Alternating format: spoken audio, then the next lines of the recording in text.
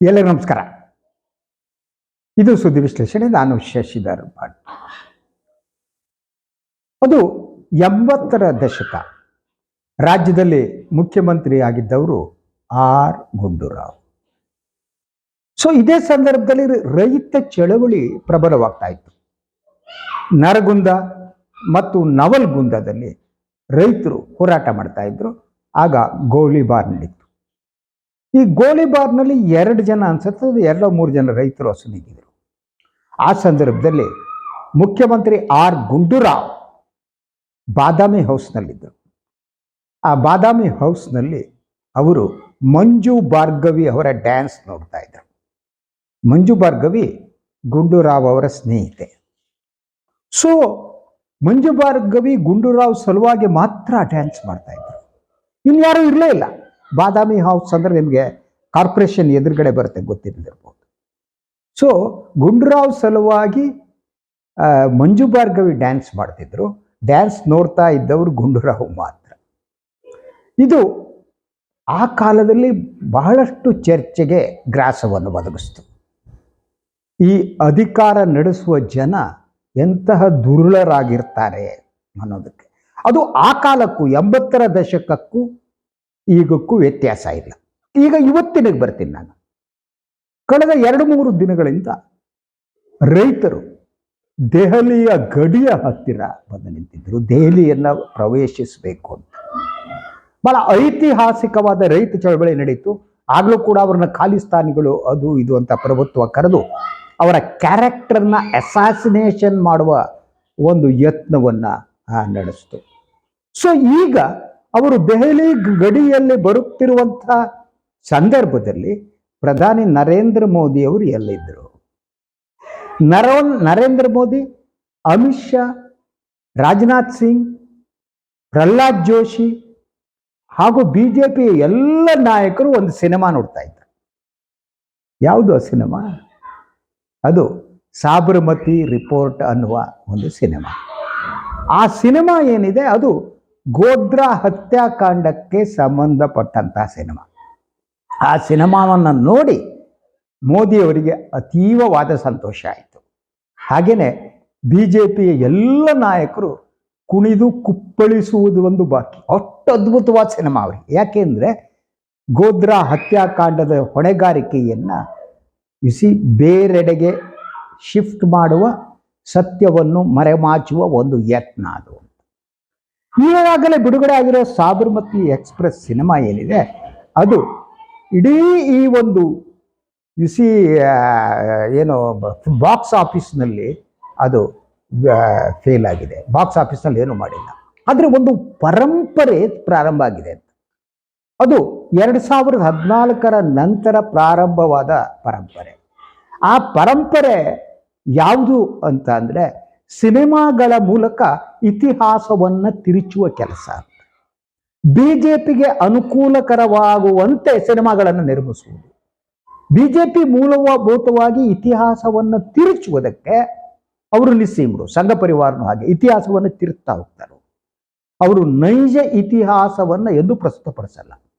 ಆದರೆ ಮೋದಿ ಮತ್ತು ಅವರ ಸುತ್ತಮುತ್ತಲ ಇರುವ ಜನರಿಗೆ ಸಿನಿಮಾ ಎಂಥ ಪ್ರಭಾವಶಾಲಿ ಅನ್ನೋದು ಗೊತ್ತು. ಆ ಕಾರಣಕ್ಕೆ ಅವರು ಸಿನಿಮಾ ಮೂಲಕ ಇತಿಹಾಸವನ್ನು ತಿರುಚುವುದು ಮತ್ತು ಸತ್ಯದ ಎದೆಯ ಮೇಲೆ ಒದ್ದ ಹಾಗೆ ಅಸತ್ಯವನ್ನು ಪ್ರಚುರಪಡಿಸೋದು. ಸೊ ಇಂತಹ ಸಿನಿಮಾಗಳು ಈ ದೇಶದಲ್ಲಿ ಬರೋದಕ್ಕೆ ಪ್ರಾರಂಭ ಆಯಿತು. ಸೊ ಅದರಲ್ಲಿ ಬಹಳ ಪ್ರಮುಖವಾಗಿ ಕಾಶ್ಮೀರಿ ಫೈಲ್ಸ್ ಬಂತು, ಕೇರಳ ಫೈಲ್ಸ್ ಬಂತು, ಬಯೋಪಿಕ್ಗಳು, ಮೋದಿ ಮೇಲೆ ಬಯೋಪಿಕ್ಕು, ನೆಹರು ಮೇಲೆ ಬಯೋಪಿಕ್ಕು, ದಟ್ ಇಂದಿರಾ ಗಾಂಧಿ ಮೇಲೆ ಬಯೋಪಿಕ್ಕು.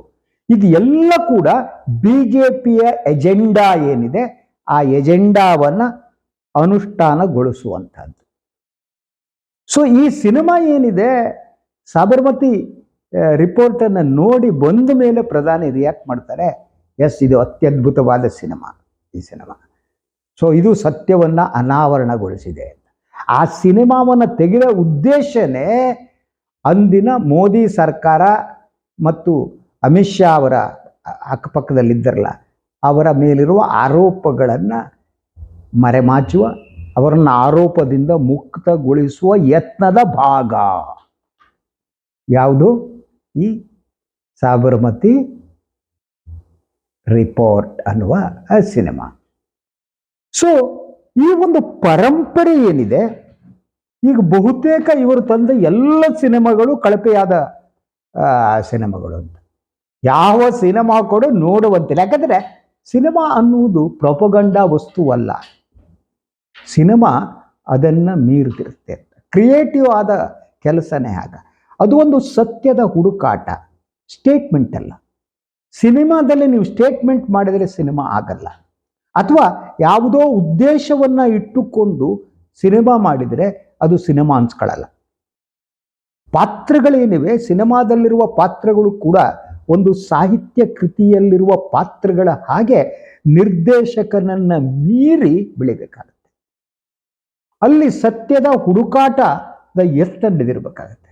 ಆದರೆ ಬಹುತೇಕ ಈ ಸಿನಿಮಾಗಳೇನಿವೆ ಇವು ಬಿಜೆಪಿ ಎಜೆಂಡಾವನ್ನ ಇಟ್ಟುಕೊಂಡು ತಿರುಚುವಂತಹ ಸಿನಿಮಾಗಳು. ಮೋದಿ ನಿನ್ನೆ ಈ ಸಿನಿಮಾ ನೋಡ್ತಿದ್ರು.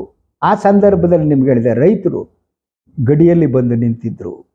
ರೈತರು ದೆಹಲಿ ಪ್ರವೇಶದಂತೆ ತಡೆಯಲಾಗಿತ್ತು. ಓಕೆ, ಇನ್ನೊಂದೆಡೆ ಪಾರ್ಲಿಮೆಂಟ್ನಲ್ಲಿ ಸಂಸತ್ ಅಧಿವೇಶನವೇ ನಡೀತಾ ಇಲ್ಲ. ಸಂಸತ್ ಅಧಿವೇಶನ ನಡೀತದೇ ಇರುವುದೇ ಜನತಂತ್ರದ ಬಹುದೊಡ್ಡ ಒಂದು ಅಪಾಯಕಾರಿ ಸ್ಥಿತಿ ಅಂತ. ಯಾಕೆ ಅಂದರೆ ಪ್ರತಿಪಕ್ಷಗಳು ಅದಾನಿ ಮೇಲಿರುವ ಆರೋಪದ ಬಗ್ಗೆ ಚರ್ಚೆ ಮಾಡೋದಕ್ಕೆ ಬಯಸಿದ್ರು.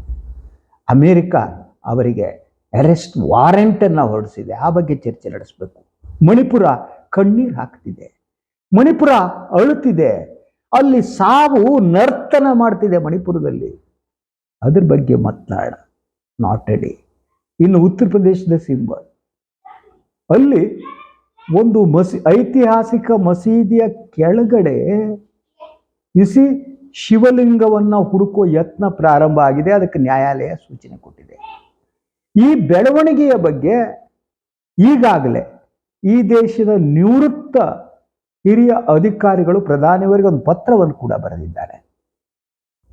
ಈ ದುಷ್ಟತನ ನಿಲ್ಲಬೇಕು ಇದು.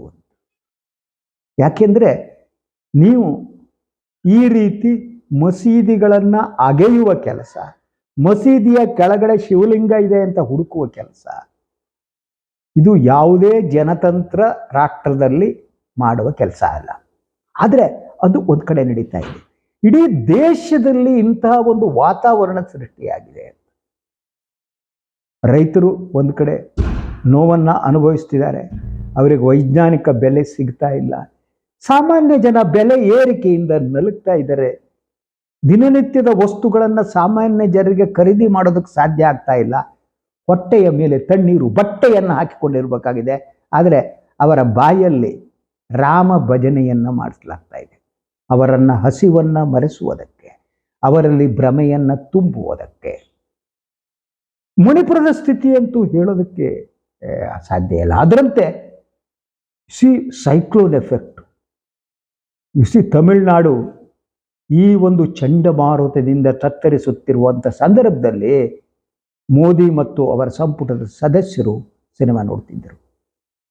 ಅದು ಅವರಿಗೆ ಬೇಕಾದ ಸಿನಿಮಾ, ಅವರ ನರೇಶನ್ಗೆ ಹತ್ತಿರವಾಗಿರೋ ಸಿನಿಮಾ, ಅವರನ್ನ ಆರೋಪ ಮುಕ್ತರನ್ನಾಗಿಸುವ ಸಿನಿಮಾ. ಆ ಕಾರಣದಿಂದನೇ ತೆಗೆದ ಸಿನಿಮಾ. ಬಿಜೆಪಿಯ ಸುತ್ತಮುತ್ತ ಇರುವ ಇಂತಹ ಜನ ಸಿನಿಮಾವನ್ನು ತೆಗೆಯುವುದು ಮತ್ತು ಬಿಡುವುದು, ಸಿನಿಮಾವನ್ನು ತೆಗೆಯುವುದು ಬಿಡುವುದು. ಆದರೆ ಈ ದೇಶದ ಸಾಮಾನ್ಯ ಜನ ಹೇಗಿದ್ದಾರೆ ಅಂದರೆ, ಆ ಸಿನಿಮಾವನ್ನು ಬಾಕ್ಸ್ ಆಫೀಸಲ್ಲಿ ಸಕ್ಸಸ್ ಆಗಲ್ಲ. ದುಡ್ಡು ಯಾರು ಹಾಕ್ತಾರೆ ಆದರೆ ದುಡ್ಡು ಹಾಕಿದ ಅದ್ರ ಬಗ್ಗೆ ಯಾರು ಆಲೋಚನೆ ಮಾಡಲ್ಲ. ಅದರ ಉದ್ದೇಶ ಬೇರೆ. ಅದರ ಜೊತೆಗೆ ವಿಶ್ವದ ಅತಿ ಶ್ರೀಮಂತ ರಾಜಕೀಯ ಪಕ್ಷ ಬಿಜೆಪಿ. ಸೊ ಬಿಜೆಪಿ ಅಷ್ಟು ಶ್ರೀಮಂತ ರಾಜಕೀಯ ಪಕ್ಷ ವಿಶ್ವದಲ್ಲಿ ನೆಲ್ಲೂ ಇಲ್ಲ, ಬಿಜೆಪಿನೇ. ಸೊ ದುಡ್ಡಿದೆ ಅವ್ರ ಹತ್ರ. ಅವರು ಬೇರೆ ರೂಪದಲ್ಲಿ ಕೊಡ್ತಾರೋ, ಇವ್ರು ತಗೋತಾರೋ, ಅವ್ರು ಏನು ಮಾಡ್ತಾರೋ, ಐ ಡೋಂಟ್ ನೋ ದ್ಯಾಟ್. ಅದರಿಂದ ಅದಕ್ಕೆ ಆ ಸಿನಿಮಾ ಸೋತು ಬಿಡ್ತು ಅನ್ನೋದು ಮುಖ್ಯ ಅಲ್ಲ. ನೋಡಿ, ಈ ಸಿನಿಮಾಕ್ಕೇನೆ ಬಿಜೆಪಿ ಆಡಳಿತದಲ್ಲಿರುವ ಬಹುತೇಕ ರಾಜ್ಯದಲ್ಲಿ ತೆರಿಗೆ ವಿನಾಯಿತಿ ಕೊಡಲಾಗಿದೆ. ಈ ಸಿನಿಮಾಕ್ಕೆ ತೆರಿಗೆ ವಿನಾಯಿತಿ ಇಲ್ಲ, ತೆರಿಗೆ ವಿನಾಯಿತಿಯನ್ನು ಕೊಡಲಾಗಿದೆ, ತೆರಿಗೆ ಇಲ್ಲ. ಆ ಕಾರಣಕ್ಕಾಗಿ ಇಡೀ ಟಿಕೆಟ್ ಬೆಲೆ ಕಡಿಮೆ ಆಗುತ್ತೆ. ಜನ ಹೋಗಿ ನೋಡ್ರಪ್ಪ ನೋಡ್ರಪ್ಪ ನೋಡ್ರಪ್ಪ ಅಂತ ಜನ ನೋಡಲ್ಲ. ಯಾಕಂದ್ರೆ ಸಿನಿಮಾನೇ ಅಲ್ಲ, ಪ್ರೊಪಗಂಡ ಅದು.